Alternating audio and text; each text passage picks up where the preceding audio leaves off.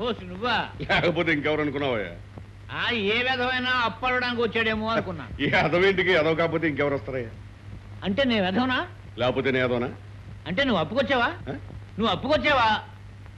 అప్పు కాకపోతే ఏ తప్పుడో నీ దగ్గరికి వస్తాడయ్యా? అంటే అప్పంటే నీకు అర్థం తెలుసు కదా, తిరిగి ఇచ్చేది అని అర్థం. అవును. అమ్మ నీ అమ్మ, అంటే నేను నీకు అప్పు తిరిగి ఉన్నానే? నువ్వు ఇచ్చినా నేను ఇవ్వను. ఏ నాకు ఇవ్వ? అంటే అప్పుగా మాత్రం నేను ఇవ్వను. అప్పు కాకపోతే ఉన్నాయి పోయా, నాకు కావాల్సింది డబ్బు. అందుకేగా. అందుకేగా.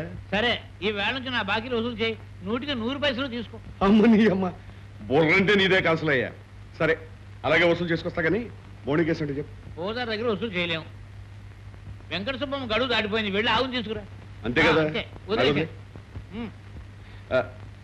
ఇదిగో కాసులయ్యా, నాకు తడెక్కుదా కానీ లోపల వేడెక్కుదయ్యా. కొంచెం అడ్వాన్స్. ఎంత? ఓ 10.